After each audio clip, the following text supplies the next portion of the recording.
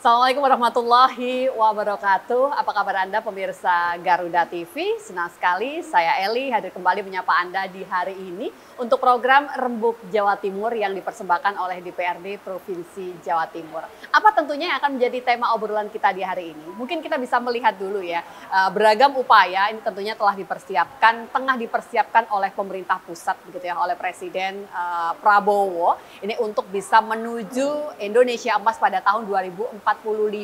Dan tentunya ini menyiapkan generasi muda kita agar mereka cakap dalam segi pendidikan, terus juga dari segi kesehatan, termasuk juga kecukupan gizi.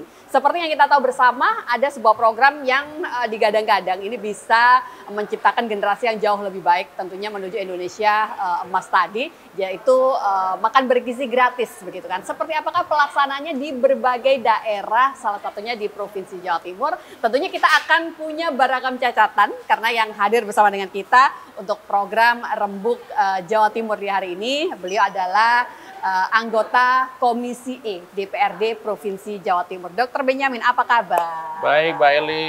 Senang bisa berjumpa di sini, Dok. Wah, ini senang juga berjumpa Mbak Eli pada Garuda TV. Iya, baik. Dr. Benyamin, mungkin bisa diberikan pembuka dulu. Kalau bicara soal MBG di Jawa Timur, apa mungkin evaluasi yang bisa disampaikan, Dr. Benyamin? Ya, jadi tadi sudah diprolong oleh Mbak Eli bahwa Pak Prabowo ini, presiden kita ini sangat konsen pada untuk membuat generasi muda yang lebih baik. Generasi muda yang akan tampil pada tahun 2045. 45, siap. Makanya dari usia dini ini harus dipikirkan bagaimana mengembangkan gizinya, mengembangkan intelektualnya, supaya generasi muda kita ini bersaing dengan luar negeri bisa tercapai. Jadi kebetulan saya anggota Dewan Provinsi Jawa Timur, dan kebetulan juga saya sebagai Ketua Kesirah Jawa Timur. Kesirah itu Kesehatan Indonesia Raya, suatu badan daripada Gerindra untuk menolong masyarakat dalam bidang kesehatan. Dan juga saya merangkap Bendum, Bendahara Umum Kesirah Nasional. Salah satu program Kesirah dulu adalah namanya Revolusi Putih. Revolusi Putih itu adalah kita memberikan susu kepada generasi anak-anak muda, begitu. Kenapa kita memberikan susu? Ternyata ini adalah konsep dari Pak Prabowo. Pak Prabowo waktu masih dinasti Kopassus untuk membuat tentaranya Indo energik dalam sigap dan mempersiapkan dalam situasi perang dan segala macam. Beliau dengan uangnya sendiri membiayai untuk memberikan susu-susu gratis kepada pasukannya. Dan itu coba diimplementasikan sekarang. Dan ternyata berhasil, kinerjanya lebih bagus. Dari konsep itulah diberikan pada Kopassus, maka keluarlah konsep Revolusi Putih. Setelah beliau jadi presiden, revolusi ini yang pemberian susu ini dikembangkan menjadi makan gizi gratis tadi. Makan bergizi gratis. Baik. Dr. Benyamin, tapi saya ingin tahu juga seperti apakah pelaksanaan. Mungkin Dr. Benyamin sempat melihat, Dok, di beberapa wilayah di Jawa Timur yang sempat Dr. Benyamin lihat pelaksanaan MBG. Apa catatan dokter? Ya, jadi kalau catatan saya, sebenarnya program ini kan dibentuk badan khusus, diketuai oleh Prof. Danang. Beliau juga suka chattingan dengan saya, Prof. Danang itu. Niatnya baik, tapi kadang-kadang implementasi di masyarakat, banyak sekali yang terjadi masyarakat yang ingin membantu. Jadi kan ada program yang dari turun jajarannya melalui ketentaraan, ada juga program dapur gratis yang dibuat oleh mandiri-mandiri. Nah, sebenarnya Prof. Danang sudah menyampaikan kepada masyarakat, dan ini perlu juga kita sampaikan kepada masyarakat, bahwa kalau mau ikut sebagai dapur mandiri itu sebenarnya ada aplikasinya. Aplikasi BGN. Semua orang bisa daftar di sana, bisa menerapkan untuk membantu itu. Cuman dalam lapangannya banyak orang yang akhirnya jadi perantara-perantara dalam tanda kutip calo-calo yang menyebabkan terjadi pendaftarannya yang tidak tepat. Itu kalau pengevaluasiannya. Jadi saya harapkan dengan program utama yang bagus ini bisa mencapai pada sasaran, dan seluruh rakyat kita di se-Indonesia, mulai dari ibu hamil, PAUD, TK, SD, SMP, SMA bisa mendapat gizi yang baik. Betul. Dok, tapi kalau untuk pelaksanaannya sendiri ini sudah 100% kah dokter di seluruh wilayah Jawa Timur? Belum. Gimana? Jadi berarti baru yang kemarin masih bertahap itu gimana Dok kelanjutannya? Jadi ini kan kemarin tadi saya bilang masih pakai jalur dari ketentaraan. Itu sudah berjalan bagus dan berhasil. Nah, tapi apakah seluruh itu hanya diandalkan ketentaraan dengan penduduk kita yang demikian banyak? Tidak bisa. Makanya sekarang lagi dimatangkan lagi program supaya program ini bisa merata ke seluruh Indonesia. Oke. Dok, saya jadi ingin ngobrol dari background-nya Dr. Benyamin begitu ya, yang boleh dikatakan sangat paham kalau bicara soal segi kesehatan begitu kan. Program bergizi gratis ini apa sih Dok, paling tidak goal utama itu yang memang tengah ingin dicapai oleh pemerintah? Kalau dari segi Dr. Benyamin sebagai seorang dokter, Dok. Ya, jadi kita kan tahu bahwa angka stunting di Indonesia itu masih tinggi. Dan gubernur di daerah manapun, termasuk bupati maupun wali kota, ditargetkan harus menurunkan angka stunting. Baik. Salah satu yang harus ditangani adalah pemberian makan gratis. Memang dalam diskusi kita ada begini, ada yang menyampaikan, kan mestinya kalau mau bagus ya makannya 3 kali. Ya mana mungkin juga semua biaya itu 3 kali makan ditanggung oleh negara.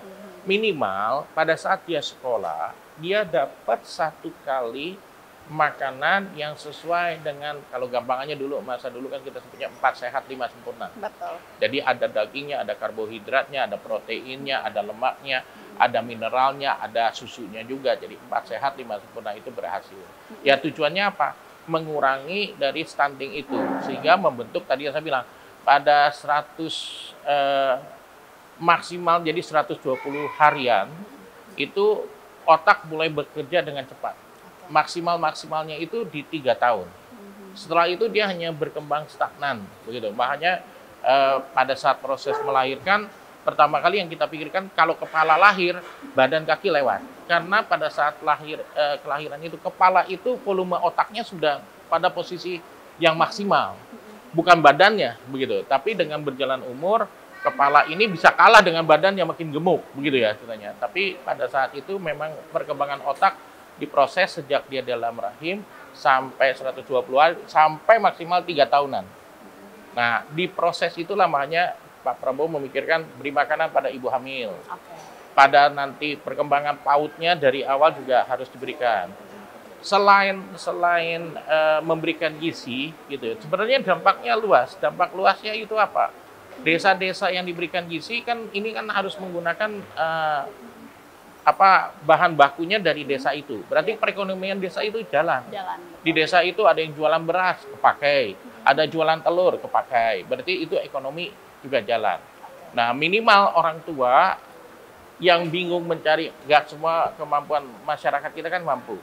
Jadi minimal orang tua lepas satu tanggung jawab memberikan makan kepada anak-anak dengan ditanggung negara.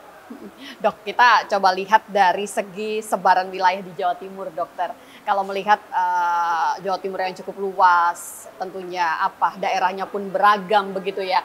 Program ini seberapa efektif, dokter, melihatnya, dokter? Kembali, ini kan instruksi dari Presiden. Baik. Jadi artinya efektivitas keberhasilan itu sebenarnya tergantung bukan hanya dari Presiden. Bagaimana Presiden menginstruksikan gubernur, bagaimana gubernur menanggapi itu, bagaimana bupati juga menanggapi itu, dan wali kota. Dengan bupati menanggapi wali kota, maka kecamatan-kecamatan ini kan akan diatur juga. Dengan kecamatan diatur, maka desa-desa akan tercapai. Jadi sistemnya itu harus sistematis semua. Kita di Dewan, di Provinsi Jawa Timur, kita sudah alokasikan anggaran untuk membantu program makan gratis ini. Sudah kita siapin. Setahu saya itu sekitar 600 sampai 800 miliar ya. Itu bantuan yang level dari provinsi. Jadi kan ada bantuan dari pusat, ada bantuan dari provinsi, ada bantuan dari kabupaten kota.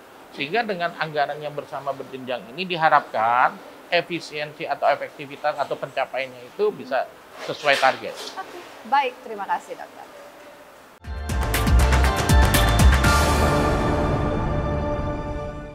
Baik, Dokter Benyamin, saya masih ingin melanjutkan dulu. Beberapa artikel di media itu menyebutkan evaluasinya makan bergizi gratis. Itu dok masih belum bisa memenuhi standar gizi yang ada. Ya. Dokter bagaimana melihat itu? Jadi kemarin itu sempat di media atau di TikTok ada rame soal ada yang ngomong ayamnya keras. Betul. Lalu ya, salah satu influencer kita menanggapinya menurut saya salah. Dia bilang, saya punya anak dari kecil juga makan ayam begini-gini. Nah, jadi sebenarnya bukan programnya yang salah, bukan target gizinya yang tidak ada, tetapi ada beberapa oknum ataupun bagian yang memasak ini, orientednya itu bukan dia ikut serta dalam program pemerintahan, tapi money oriented, mencari keuntungan, sehingga memasaknya itu sekenanya. Itu yang salah, begitu jadinya. Nah, makanya setahu saya dalam program gizi itu ada 3 pimpinan atau 3 komponen yang bertanggung jawab secara manajerial. 1, ahli gizi. 2, itu kiriman dari pelatihan dari Badan Gizi Nasional. Nomor 3, itu bagian keuangan yang menata pembelanjaan dan segala macam. Jadi salah satu dari 3 komponen ini adalah ahli gizi, Pak. Seperti di rumah sakit kami ini, sebenarnya ahli gizi kami itu ada 2 di rumah sakit Sela Medica ini. Gitu. Tujuannya apa? Pasien-pasien yang di sini walaupun sakit kencing manis, dia harus tahu diet kencing manis itu umumnya 2.700 kalori. Harus sesuai kalorinya. Nah, itu nanti diterapkan. Seperti di rumah sakit kami kan diterapkan di dapur-dapur mandiri tersebut. Ahli gizi ini yang harus menghitung bahwa gizi yang disampaikan pada masyarakat itu atau pada anak-anak itu sesuai nggak? Begitu. Apakah nasinya berapa banyak gram, lalu telurnya itu 1 atau separuh, atau ayamnya itu beratnya berapa gram. Nah, itu ada ahli gizi yang akan menghitung. Jadi tinggal menyesuaikan kebutuhan mana yang untuk ibu hamil tadi, begitu ya, mana yang untuk anak PAUD dan juga usia sekolah. Dok, tapi bicara soal anggaran, sebenarnya itu cukupkah? Artinya untuk bisa memenuhi kebutuhan gizi tadi dengan anggaran perfectnya itu, Dokter Benyamin? Jadi anggaran itu sebenarnya cukup ya. Banyak yang mengkritisi itu juga, mana mungkin dengan anggaran segitu bisa mendapatkan sebuah gizi yang mumpuni begitu, Dok. Jadi anggaran itu terdiri dari 15.000 per pack. 15.000. 10.000-nya itu untuk habiskan untuk menu. Begitu ya. 5.000-nya menjaga operasional. Gaji karyawan, alat-alat listrik dan segala macam, 5.000-nya. Begitu, 10.000-nya. Saya pikir asal itu dikelola dengan benar, makan nasi dengan ada telur, ayam, dan sayur, itu dengan 10.000 cukup. Begitu. Ngembang-ngembangnya diizinkan, kan ini masih ada 5.000 cadangan. Dari 15, tadi. Ya 5.000 cadangan.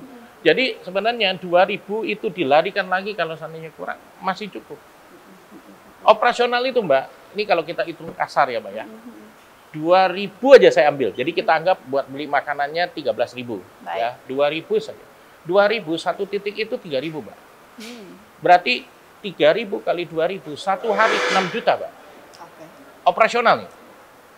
30 hari, Mbak, atau 25 hari berarti 150 juta.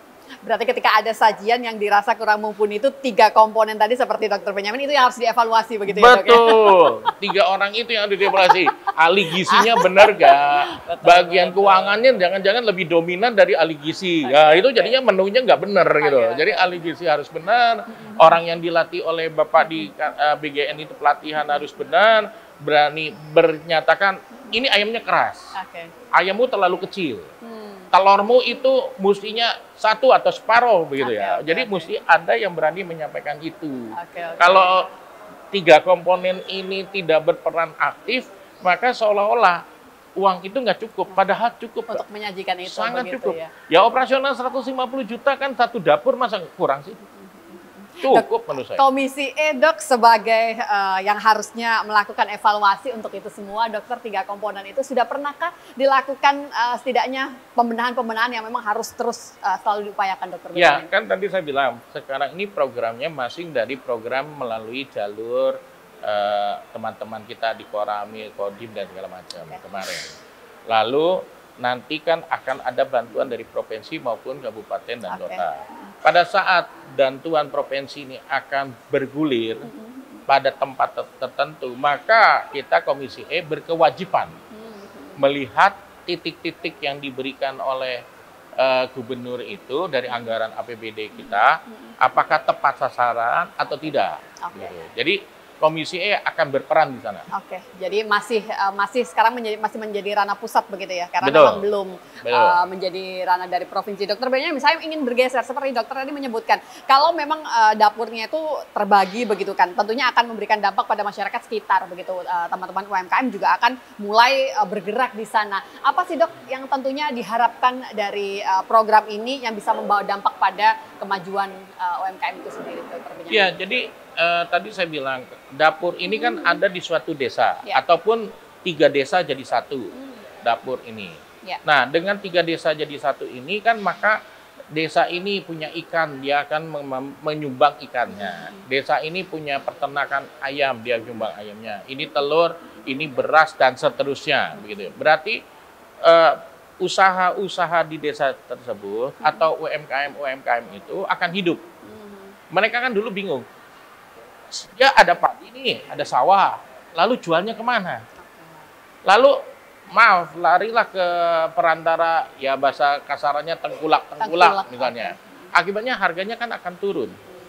Sehingga Bapak pun sekarang kan ada harga gabah sekian. Itu kan untuk mematikan tengkulak itu supaya tidak nakal. Nah, lebih bagus lagi kan mereka hasilkan gabah, dia hasilkan beras, langsung dipakai oleh desa tersebut. Harganya kan pasti akan harga bagus. Kirimnya nggak usah jauh-jauh ke tempat desa dia sendiri, begitu kan? Nah, itu yang akan berjalan dan menghidupkan perekonomian daripada desa.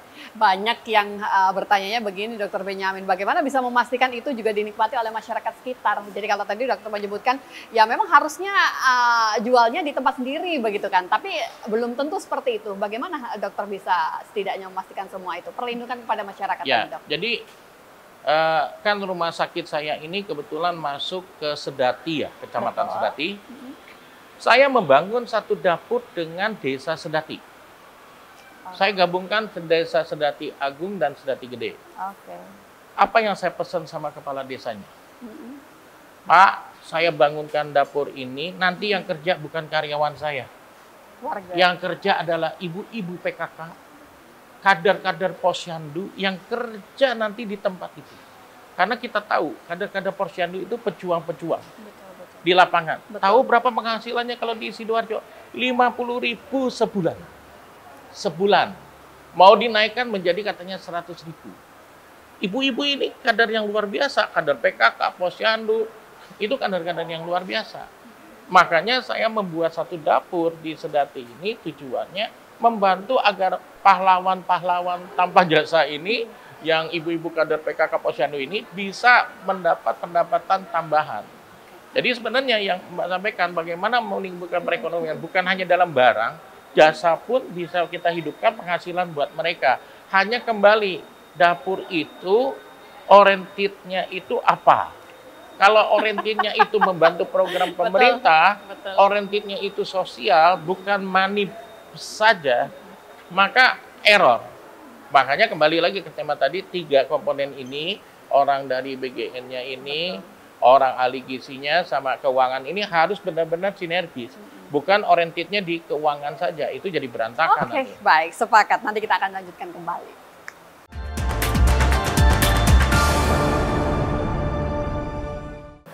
Wah, memang kalau bicara soal makan bergizi gratis ini pastinya akan ada banyak hal begitu ya, Dok. Di segmen ini saya ingin tahu juga, Dokter, sebenarnya apa sih kendala yang masih dihadapi di lapangan, Dokter, berkaitan dengan pelaksanaan program ini? Ya, tadi saya sampaikan pertama kali banyak cara mendaftarkan orang-orang yang pengen bantu itu, mereka masih bingung gitu. Padahal Pak Prabowo bikin program itu, daftarnya itu tidak perlu biaya, gratis, pokoknya kalian berpartisipasi. Dua itu tadi kendala yang berikutnya tadi, sasaran tujuan ini mestinya, saya setuju dengan Bapak melatih 1 orang ditempatkan dalam dapur. Biar yang 1 orang dalam dapur itu dia yang memberitahu pada yang kerja ini, hei kalian paham, ini programnya pemerintah buat membantu orang-orang tidak mampu, buat membantu segala macam. Jadi kayak saya di rumah sakit ini juga, Mbak, saya suka sampaikan pada perawat-perawat bidan saya, bahwa yang datang ke sini bukan orang yang mau happy maksudnya makan di restoran mahal, dugem dan segala itu happy.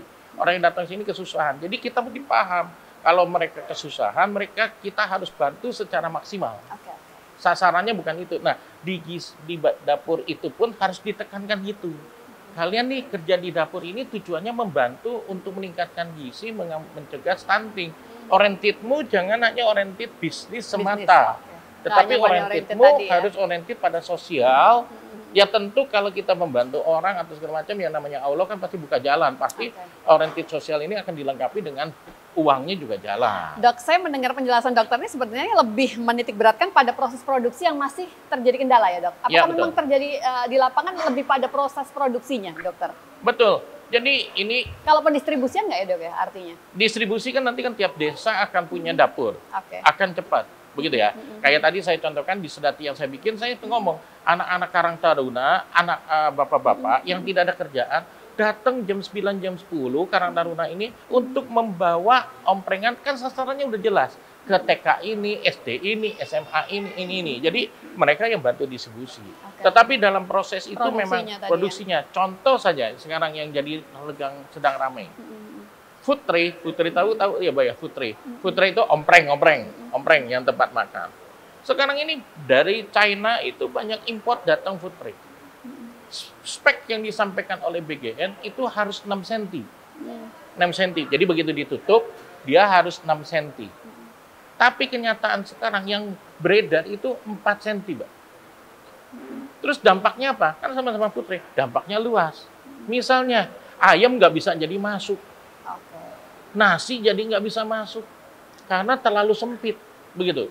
Susu mau ditaruh nggak bisa. Di dalamnya nggak bisa. Ya, beli susu kotak atau apa, begitu. Jadi hal-hal seperti itu dalam proses yang Mbak sampaikan itu benar. Bahwa dalam proses itu mesti ada yang menyidak ke lapangan, memastikan apakah prosesnya itu benar. Ayamnya empuk, gizinya cukup, omprengannya ini sesuai standar atau tidak. Kalau ompreng yang ini tidak sesuai standar, ya di-cut begitu. Tidak boleh itu beroperasional dapur itu. Karena kalau menu itu mereka boleh ya dok? Boleh. Berinovasi? Boleh, karena kan ada ahli gizi. Begitu. Jadi kayak di rumah sakit kami ini tiap hari menunya harus berubah. Pagi, siang, malam aja 3 kali makan harus berubah. Yang menginovasikan itu adalah siapa? Ahli gizi. Berarti ketika ada wacana sebenarnya nggak melulu cuman soal daging, ayam, ikan. Nggak perlu. Ya. Banyak karena boleh. berubah. Ya. Nggak harus si ayam yang diributkan gitu. Cara ngolahnya yang salah, mungkin bisa pakai daging sapi, begitu kan? Nanti bisa pakai ikan atau apa. Ahli gizi yang atur begitu ya. Hasil dari program ini dokter berapa tahun lagi sih artinya itu sudah mulai bisa nantinya kita lihat bersama efek baiknya untuk Indonesia dokter? Ya, jadi sebenarnya target Bapak untuk 2025 ini sampai finishing berjalan maksimal, menurut saya bisa tercapai. Bisa tercapai itu dengan catatan tadi, 1, dari pemerintah pusat, provinsi, kabupaten, kota harus sama, support semua. Supporting system ini kan menyebabkan mereka memacu. Kamu kecamatan harus ada ya, tiap desa sekian 1. Tiap desa sekian 1 gitu. Dilihat dari jumlah tiap dapur boleh 3.000. Kalau supporting sistemnya itu sampai ke bawah jalan. 2, yang bagian mengelolanya itu orientednya tadi saya bilang. Oriented mereka itu harus sosial dulu, bukan bisnis dulu, begitu. Kalau oriented mereka sosial untuk membantu program Bapak, maka kita harapkan itu akan berjalan dengan baik. Kalau kita boleh potret Surabaya, Sidoarjo, Gresik, dan beberapa kota yang berdekatan saja di Jawa Timur, itu kan masih belum 100%, begitu. Betul. Ya dok ya. Kebanyakan justru mungkin sekolah-sekolah yang swasta, itu yang masih belum tersentuh. Ini tentunya apa langkah-langkah yang harusnya untuk bisa mempercepat dokter dari DPRD, khususnya Komisi E? Ya, saya terima kasih dengan adanya bicara kita soal makan bergizi gratis ini. Artinya saya harapkan Garuda ini bisa menyampaikan Garuda TV kepada seluruh jajaran pemerintahan eksekutif. Jadi kuncinya sebenarnya sekarang ini tinggal di eksekutif. Eksekutif ini menggerakkan harus, lalu pusat itu dengan istilahnya tadi menggunakan aplikasi itu didaftarkan bisa masuk semua, lalu Dandim Koramil ini membantu untuk mappingnya supaya nggak berebutan, mappingnya dibagi oleh Dandim dan Koramil, itu pasti bisa berjalan. Tinggal prosesnya ngambil dari masyarakat kecil, Mbak, kalau soal itu. Nah, karyawan yang bekerja, asal ahli gizi ada dan BGN ada, dia yang melatih masyarakat yang tidak bisa menjadi bisa. Kan sepertinya pekerjaan ini kan seperti Mbak sebagai ibu rumah tangga misalnya memasakkan buat anaknya, kan podo. Hanya dalam kuantiti yang lebih besar. Baik, jadi ketika semuanya patuh pada komando Presiden Prabowo pertama kali yang menginstruksikan, semua harus mengikuti, mensupport program ini. Tinggal bagaimana kesiapan dari masing-masing kabupaten kota, begitu ya dok ya. Dan mungkin ada beberapa catatan dok untuk bisa mempercepat apa pesan yang mungkin bisa disampaikan untuk eksekutif di seluruh kabupaten kota, atau juga mungkin dari Komisi E sendiri persiapan menuju ke sana, dokter. Iya, jadi kalau saya resume begitu ya. Jadi kesimpulannya satu, pusat ini harus benar-benar mengklirkan badan gizi ini, mengklirkan timnya, agar segala yang dibangun dalam tujuan aplikasi ini untuk masyarakat, jangan ada, maaf bahasanya, perantara-perantara yang tidak benar. Kalau mereka masuk sudah setor uang ataupun apa, maka orientednya mereka menjadi bisnis, mengembalikan modal. Jadi dari sistem BG-nya harus hati-hati dalam pendaftaran. Kedua, kabupaten maupun provinsi harus membackup program Pak Prabowo. Harus, bahasanya, wajib hukumnya, bahasanya. Sehingga dengan demikian satu komando ini bisa berjalan dengan baik. Ketiga, dengan anggaran juga ya. Kayak tadi bilang provinsi ada anggarannya, kabupaten kota ya, gitu ya. Dari pusat ada. Ketiga, yang kita sampaikan, proses. Prosesnya itu harus benar, jadi harus ada ahli gizi di sana mengatur tentang bagaimana gizinya cukup atau tidak. Bukan hanya kalori gizinya, tetapi juga cara mengelolanya benar gak? Misalnya yang tadi saya bilang, dagingnya terlalu keras, kan jadi berarti cara mengelolanya yang salah. Proses produksinya.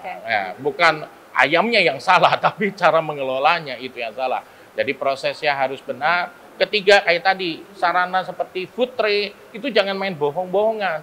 Kalau standarnya 6 cm, ya berikanlah 6 cm. Karena kalau dibikin, ada food tray-nya, ada asal nampak, ternyata tidak bisa menampung makanan tersebut, jadi samanya bohong. Betul. Akhirnya nggak sampai ke masyarakat sesuai standar gizinya. Cara ngemasnya pengaruh sekali soalnya. Sangat pengaruh, pendistribusiannya jadi kendala, begitu ceritanya. Oke. Nah, itu yang penting, Mbak. Oke, dok, saya ingin dokter menambahkan dari segi masyarakat. Artinya begini, ini adalah sebuah program pusat yang memang sudah didesain sedemikian rupa untuk seluruh masyarakat di Indonesia, khususnya mungkin di Jawa Timur dulu begitu ya. Seperti apa dokter, masyarakat harusnya menyambut baik program ini, turut serta mendukung? Iya, kalau masyarakat setiap saya turun, saya ngomongin tentang mencegah stunting dengan gizi, masyarakat itu responnya sangat positif, Mbak. Sangat positif, karena kan tadi kita sudah sampaikan, satu, buat anak-anak mereka ibu hamil gizinya diperbaiki supaya anak-anak mereka cerdas untuk sampai 20 tahun ke depan.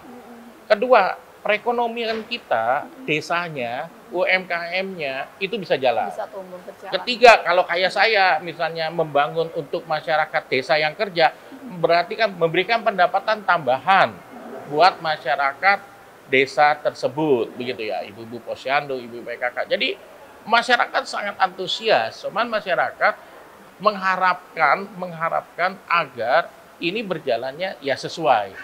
Kalau cara pengelolaannya salah, bahaya, Mbak. Makan gratis begitu ada satu cara pengelolaan yang, maaf tanda kutipnya, jorok, ada kuman E. coli di sana. Itu bisa satu sekolah atau beberapa sekolah itu mencret semua. Itu kan jadi masalah.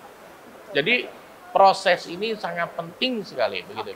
Jadi memang ada tentunya langkah-langkah yang terus harus dievaluasi dan itu bisa menjadi bagian dari Komisi E DPRD Provinsi Jawa Timur. Closing statement, dokter, mungkin bisa dirangkum dari apa yang sudah kita perbincangkan dan itu bisa kembali disampaikan dalam closing statement ini. Ya, jadi terima kasih pada Garuda TV yang sudah mengundang saya.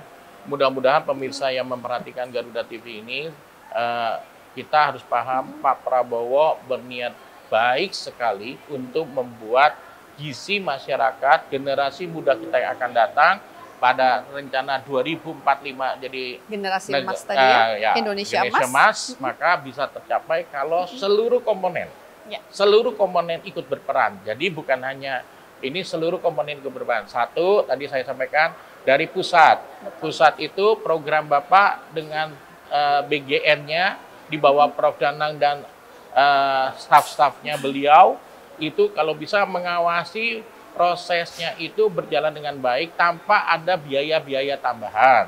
Karena takut menimbulkan orientednya bisnis, bukan untuk sosial tadi ya. membantu gizi masyarakat. Nomor 2, proses. Proses tadi kita sudah sampaikan bahwa prosesnya kesalahan ayam keras atau segala macam itu kesalahan ada di dapur tersebut, bukan kesalahan program Pak Prabowo, bukan. Dapur tersebut yang mengelolanya salah. Makanya di dalam tiap dapur harus ada 3 komponen tadi, ahli gizi yang menentukan kadar gizinya, juga mengawasi pengelolanya dengan tim BGN. Yang keuangan ini hanya mengatur keuangan saja. Jangan dibalik, keuangan ini yang mengatur gizi dan BGN-nya. Itu jadi salah. Nah, terus proses itu juga melibatkanlah masyarakat desa supaya UMKM ataupun perekonomian desa bisa hidup kembali. Misalnya apa? Ada suplai beras dari desa, ada suplai ayam dari desa, ada suplai telur ikan. UMKM itu akan hidup dengan baik. Ketiga, kalau mereka berbesar hati yang punya dapur seperti yang saya lakukan, maka kerjakanlah atau buatlah itu yang bekerja adalah kader-kader di sana, ibu-ibu di sana, yang mendistribusikan itu bapak-bapak di sana, Karang Taruna di sana, sehingga juga selain menimbulkan perekonomian juga memberikan pekerjaan baru pada masyarakat desa tersebut. Dampaknya tidak hanya itu tadi. Tanggapan masyarakat sangat positif. Cuman kembali lagi kepada proses, jangan sampai menimbulkan bencana, penyakit dan segala macam. Tadi saya juga pesan, food tray ini tolong diawasi oleh pusat. Jangan sampai food tray ini bohong-bohongan yang dari China itu hanya 4,5 cm. Karena ini berdampak pada gizi yang nasinya berapa besarnya muat, juga pendistribusiannya lebih tepat. Betul, sepakat sekali. Terima kasih Dr. Benyamin untuk sama-sama, apa yang sudah disampaikan. Sukses selalu, senang sekali bisa hadir di sini. Ini bisa menjadi salah satu contoh begitu ya, pelayanan terbaik untuk masyarakat seperti apa yang sudah disampaikan oleh Dr. Benyamin tadi. Dan terima kasih sudah membersamai kami untuk program yang dipersembahkan oleh DPRD Provinsi Jawa Timur di hari ini. Insya Allah kita akan jumpa kembali. Saya Eli, pamit undur diri. Wassalamualaikum warahmatullahi wabarakatuh. Salam.